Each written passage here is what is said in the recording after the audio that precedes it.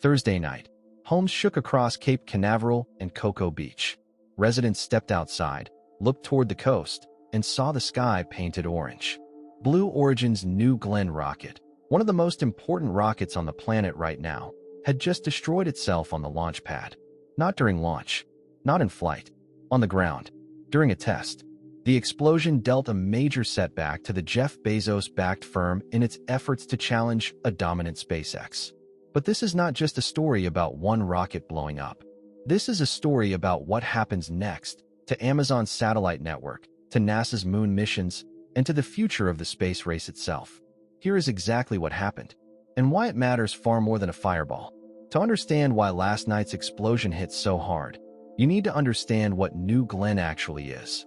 Blue Origin, founded by Amazon's Jeff Bezos, has been building New Glenn for nearly a decade. It is a massive heavy-lift rocket designed to compete directly with SpaceX's Falcon 9 and eventually Falcon Heavy. It stands over 90 meters tall. It burns liquid methane and liquid oxygen, and it is designed to be reusable, landing its booster back on a barge after each flight, just like SpaceX does. New Glenn had only flown 3 times before last night. Its track record was already shaky. A second-stage failure derailed the vehicle's 3rd flight last month.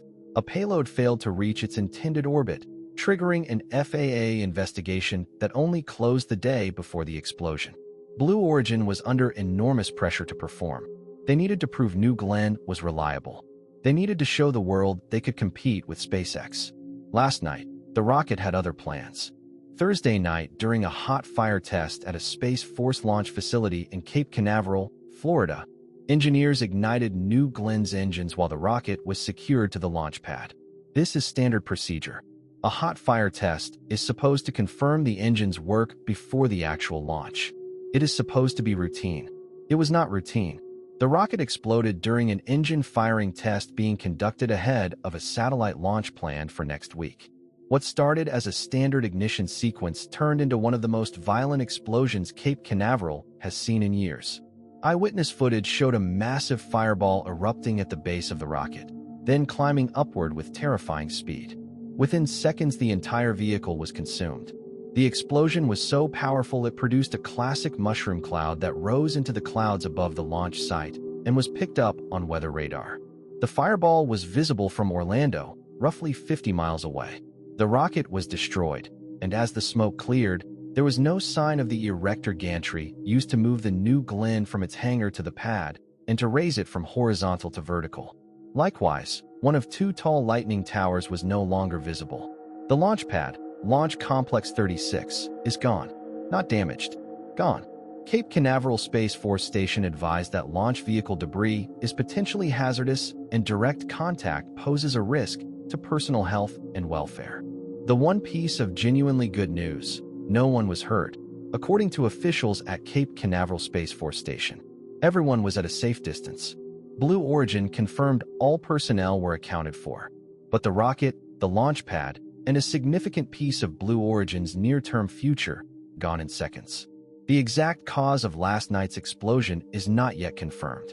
Jeff Bezos said in a post on X that it is too early to know the root cause, but they are already working to find it.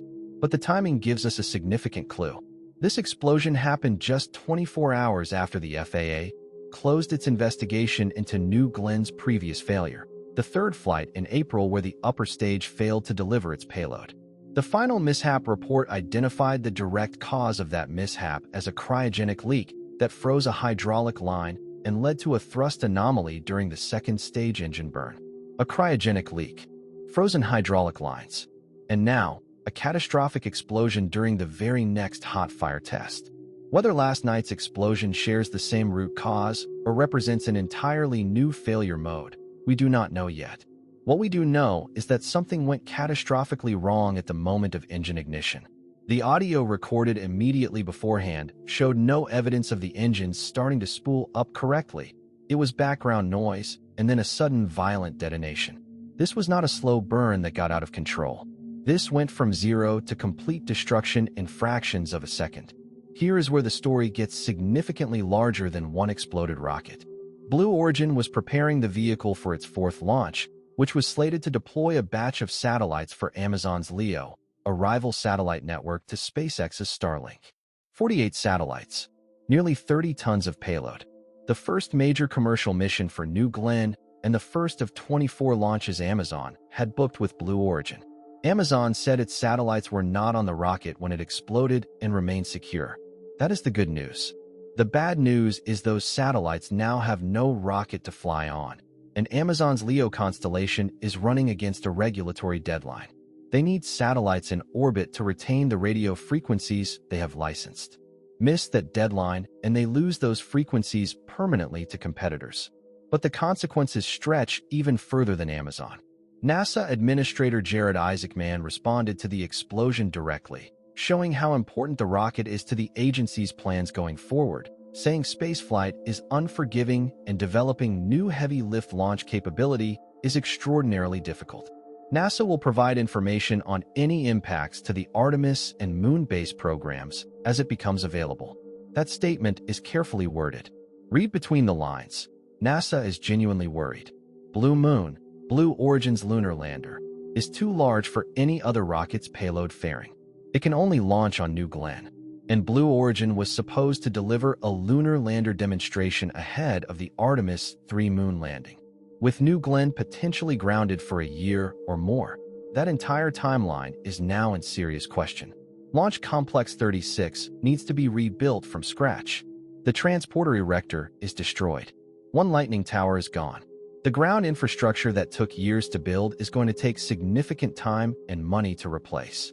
Space Force officials confirmed the explosion would not affect upcoming launches by other companies from other pads. SpaceX, ULA, and others continue operating from their own facilities.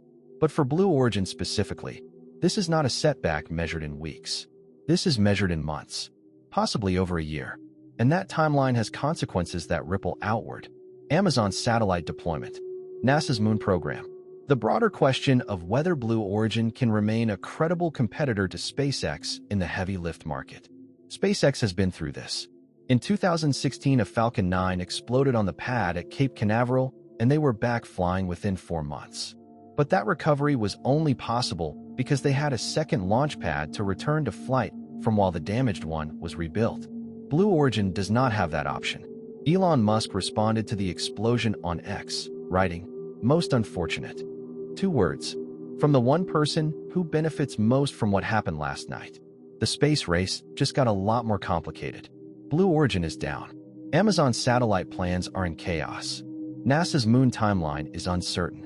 And SpaceX, already dominant, just got handed an even larger competitive advantage without doing a single thing. Nobody was hurt last night. That is what matters most.